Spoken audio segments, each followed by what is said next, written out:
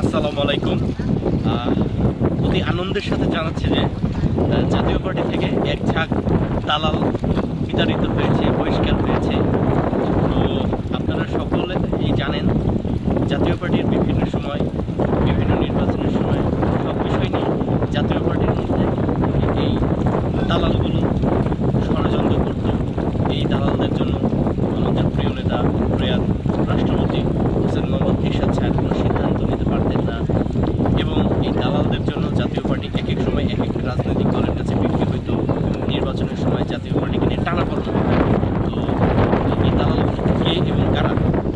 জাতীয় পার্টির মধ্যে দালাল হিসেবে চিহ্নিত সর্বপ্রথম দালাল হচ্ছে মুজিবুল হক চুন্নু টাউট।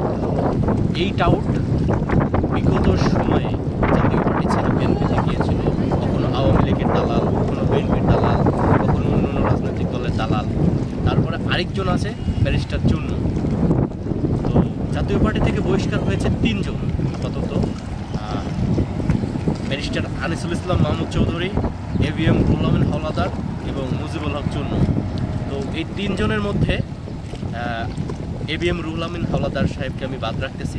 তো চুন্নু এবং আনিসের কথা বলি। এই আনিস জাতীয় পার্টির মধ্যে ঘাপটে মেরে থাকা শয়তান। এই আনিস সবসময় নির্বাচন আসলে জাতীয় পার্টিকে কীভাবে বিক্রি করা যায়, জাতীয় পার্টিকে কীভাবে বিক্রি করে এমপি হওয়া যায়, মন্ত্রিত্ব পাওয়া যায়, কীভাবে জাতীয় পার্টিকে ক্ষতি করা যায় এবং নিজের আখের কীভাবে গোছানো যায়, এই আনিস এটা পারদর্শী, এটাতে উনি খুব এক্সপার্ট। এই আনিস শুরু থেকেই কখনো এমপি কখনো মন্ত্রী, এই হচ্ছে আনিসের রাজনৈতিক ক্যারিয়ার। এরশাদ আমলে ব্যারিস্টার আনিস পররাষ্ট্রমন্ত্রী ছিলেন, কখনো শিক্ষামন্ত্রী। এই ব্যারিস্টার আনিসুল ইসলাম মাহমুদ চৌধুরী এরশাদের সরকারের সময় বিভিন্ন মন্ত্রণালয়ের দায়িত্ব পালন করেছেন। কিন্তু এই বাটপার দলের কোনো উপকার করেনি, দলের কোনো কাজে আসেনি। এই বাটপার নিজের আগে শুধুমাত্র বুঝিয়েছে।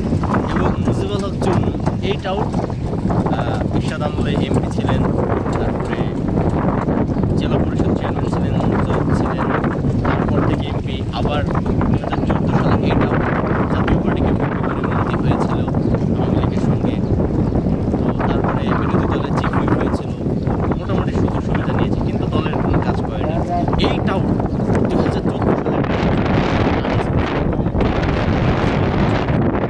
আরেক পার্টনার ছিল জিয়াউদ্দিন আহমেদ বাবলু।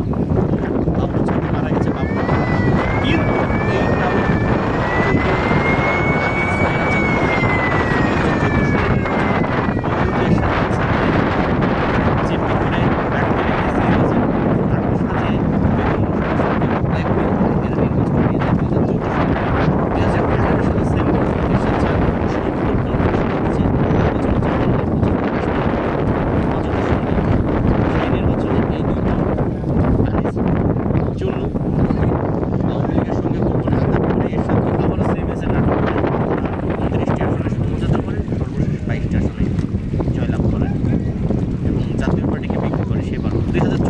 নির্বাচনে জাতীয় পার্টির প্রধান মন্ত্রী নির্বাচন বর্জন করলেন, নির্বাচন করবেন এবং বেগম রহমান সঙ্গে নির্বাচন যেতে নিষেধ দিলেন। এমনকি জি এম কাদের সাহেব উনি নির্বাচনে যেতে চায়নি। এই আনিস চুন্নু জি এম কাদেরকে বন্দি করে, জি এম কাদেরকে ব্ল্যাকমেল করে 2024 সালে নির্বাচনে নিয়ে যায়। জাতীয় পার্টিকে তারা বিক্রি করে দিল। এখন মেন কথায় আসি, জাতীয় পার্টি থেকে এই তিন হেভিওয়েট নেতা আনিস, মুজিবুল হক চুন্নু ততটা হেভিওয়েট যদিও বা না, কিন্তু যেহেতু মহাসচিব ছিল তাকে হেভিওয়েটে ধরা উচিত।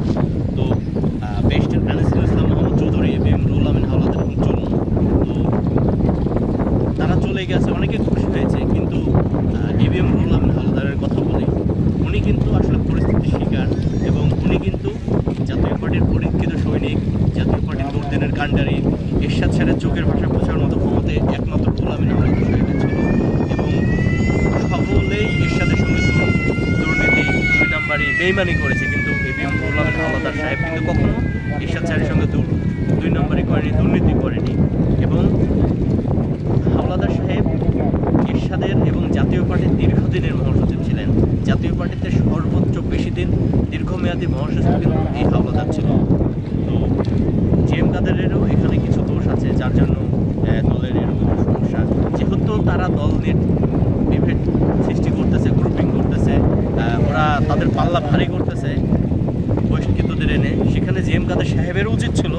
তাদের বিরোধী গ্রুপ কারা আছে, বহিষ্কৃত নেতাকর্মী জনপ্রিয় এবং হেভিওয়েট নেতা কারা আছে, তাদেরকে জিএম কাদেরের উচিত ছিল তাদেরকে টেনে এনে দলের জিএম কাদেরের পাল্লা ভাড়াই করা, কিন্তু জিএম কাদের সেটা করেনি। এবং জিএম কাদের আরেকটা ভুল ছিল, এই চুন্নু পাটপাটকে মহাসচিব না করে হাওলাদার সাহেবকে যদি মহাসচিব করতো তাহলে দলটা ঘুরে দাঁড়াতো এবং এই ফাটলটা হতো না। এখন নেতাকর্মীরা এই আমার কথাবার্তা শুনে এক একজন এক এক রকম মন্তব্য করতে পারেন, আমি বাস্তব কথাগুলো বলতেছি, নিরপেক্ষভাবে কথাগুলো ভাববেন। তবে যাই হোক, জাতীয় পার্টি থেকে দালাল বিতরিত হয়েছে, কিন্তু রুহুল আমিন হাওলাদার সাহেবের জন্য খুব খারাপ লাগতেছে, কষ্ট লাগতেছে এবং ওনাকে খুব মিস করব। ওনার মধ্যে একজন নেতাই দল থেকে চলে যাচ্ছে। এখন আমি জিএম কাদের সাহেবকে বলবো, উনি বিবেচনা করে হাওলাদার সাহেবের সঙ্গে যেন একটা সমঝোতা করে ওনাকে যদি দলে আবারও ফিরিয়ে আনা যায় তাহলে ভালো হবে। এবং দলের দুই নাটের গুরু আনিস এবং চুন্নু, তাকে আর কোনো রকমের সুযোগ দেওয়া যাবে না। তৃণমূলের দাবি একটাই, দালাল মুক্ত জাতীয় পার্টি চাই। দল থেকে আওয়ামী লীগ, বিএনপি, জামাত, সমন্বয়ক, ইউনুসপন্থী তারা যেন আর না থাকে, এই দালালগুলো যেন আর জাতীয় পার্টিতে স্থান না পায়। এবং তৃণমূলের আশা আবার পূরণ হতে যাচ্ছে, জাতীয় পার্টি আশা করি ভালো একটা অবস্থানে যাবে। ধন্যবাদ সবাইকে। আমার ফেসবুক পেজটি যারা ফলো করেননি তারা ফলো করবেন এবং ইউটিউব চ্যানেলটি যারা সাবস্ক্রাইব করেননি তারা সাবস্ক্রাইব করবেন এবং বেশি বেশি ভিডিওগুলো শেয়ার করবেন। বাংলাদেশ জিন্দাবাদ, জাতীয় পার্টি জিন্দাবাদ, দেশের অমর।